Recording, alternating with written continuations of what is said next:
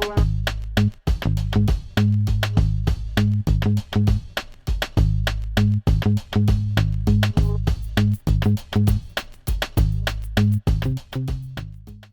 my friends. Welcome to the Managing with Mind and Heart podcast. I am one of your hosts, Michael Nash, sans Ethan today, my son, my friend, my coworker, my partner, just me. And I want to talk with you briefly about a really practical behavior, a really super practical practice that you could start doing right now as a manager that would have, I think, a pretty big impact. To get into it, let me just say a couple things about communication, information distribution. I tell you what, can't tell you how many times we have worked with organizations and they've put out employee surveys and they find out that people do not think that communication is happening. People are really frustrated with the lack of communication. Information distribution does not seem to be effective.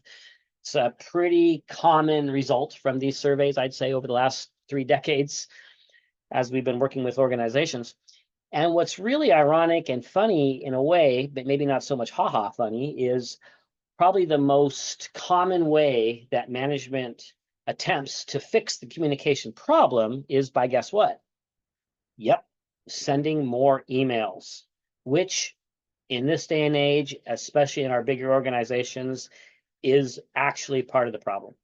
Too many emails on top of too many meetings. There's so much communication happening, but there's so little actual communication working and being effective. So all I want to talk about today is one specific practice that I think can go a long ways in cleaning some of that up. And then there's some other benefits that come with this too. And it's the magic email. And I'm referring to what I'm going to call, for the sake of a better title, the Friday email. I want to encourage you as managers to work with your group and establish a commitment together around this end of the week email. I'm going to call it the Friday email today because Friday's often the end of our work week, but you can call it whatever you want. You can do it whenever you want, but it's a once a week email. And it's really a powerful practice for consolidating information, for getting everyone on the same page, for moving toward better consistency of communication, even for some team building, which I'll talk about here in a moment. The idea is this, and I want to kind of go back and give you a concept. Remember that communication in the workplace is a two-way street. Managers need to be communicating the right things the right way. And we spend time in our workshops talking about narrowing down the communication channels to these 4 different ways of communicating and getting on the same page, et cetera, et cetera. But communication is also about employees being communicated to, right? They have to do something to get the communication. I'll never forget this nurse I was talking to. I had worked with her manager, her team for quite a while, and they had worked on some communication methods. They had improved their meetings. The manager had improved some of her other communication methods, including the management board outside her office and some emails, et cetera, et cetera. This nurse comes up to me during one of our breaks, and she says some version of, our manager just doesn't communicate. We never know what's going on. Now, I had some inside information. I knew that wasn't actually the case. I had talked to many of her colleagues. I've been working with her manager. I know that there had been a lot of improvement over the last 6 months. So I asked her, so what about those staff meetings? How are those going? And the nurse said to me, well, I don't go to those staff meetings. I'm too busy. And I mentioned, what about the management board that's right over there, which is right near where you hang your coat and come in, your locker in the mornings. Oh, I'm a nurse. I don't have time to stop and read the management board. Come to find out, she doesn't read her emails. I think what she wants is for her manager to, I don't know, come pick her up in the morning on the way to work and just tell her stuff one-on-one. I don't know what she wants. And I actually asked her that. I wasn't that snarky, but I said something around, do you think that there's some responsibility on your end to be communicated to? And her answer was no. She said it's the manager's job to communicate.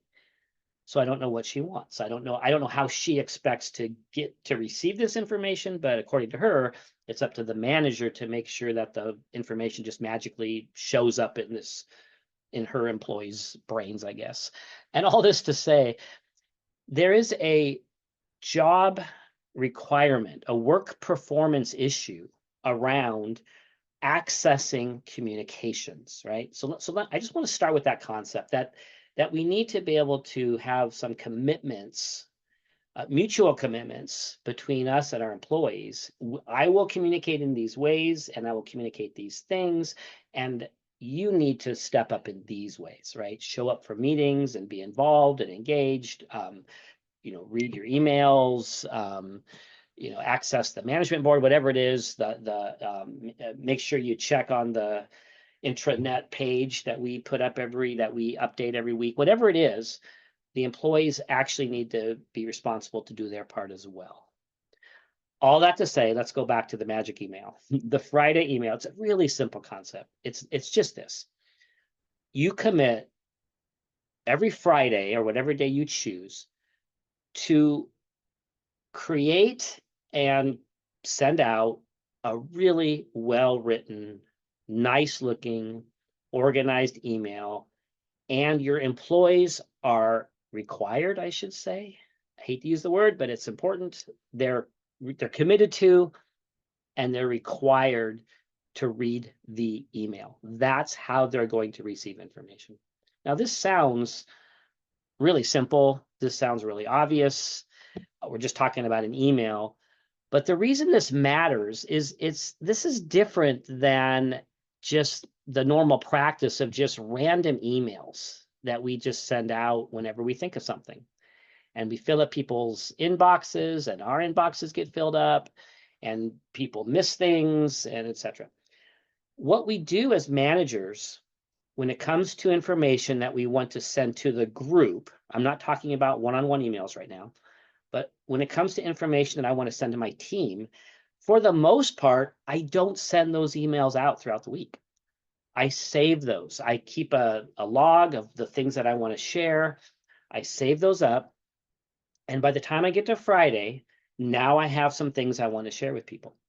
Now, if you're like me, some of the things that I thought I was going to share, I don't need to share, right? I saved myself some time. I saved people from having more emails in their inbox because, things change throughout the week.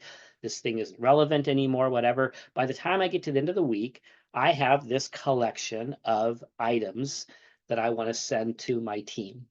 And the way I do this is I create an email that is easy to read, fun to read. It's attractive. It's the kind of email that you would have produced. I'm going to confess I'm a boomer. I don't know how many of you out there remember the stuff called paper, and they used to make memos, and we had hard copies, right? It's the kind of email that you would have been proud to produce as a memo. It's not just a big run-on block of words, one huge long paragraph. It has headings. It has number 1, number 2, number 3. Your headings might even be in bold. It is easy to read. It's much easier to retain the information. It's right there. It's expected. It's coming every Friday. Everyone knows to read it. And the bottom line is they're accountable for the information in that email. And this goes back to the commitment that you make, that they make to you, the expectation that you make known, that you make clear. I'm going to send you an email every Friday with important information, and you're going to read it, right? That's the deal. That's the deal that you make with your team. And so you collect these items, you send those out every Friday or whatever day you choose, and you're really consistent, right? You don't skip them, hardly ever. If you don't stay consistent, then people will stop reading. People won't think they're important. They won't feel as accountable for the information. You make it something that you commit to, and you actually spend time on it. Don't think of it as a quick, oh, shoot, I only have 5 minutes. I'm going to whip something out. Take it seriously, because communication matters, and people being in the know and getting on the same page really, really matters. So you spend time creating an email, you read it carefully before you send it, you proofread it, you make sure it's attractive. And furthermore, make it fun, and let's do a little bit of team building here, right? This would be a really great opportunity to some shout outs, some kudos to some of your team for some celebration, some cool things that this team has accomplished, some keeping them informed of cool things that are coming up in the future. So I guess kind of a side note about that is use your Friday email to build community. Don't just make it businessy. Don't just make it reminders. Don't just make it policies.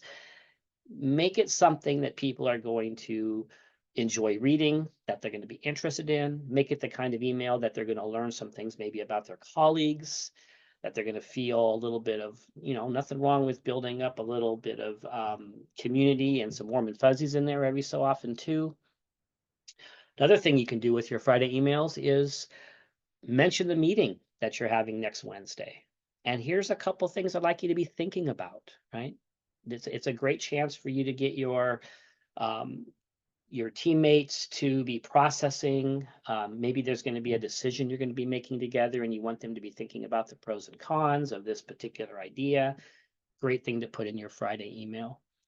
This might be a chance for you to practice a little bit of humility around, here's something that I, as a manager, need some help with.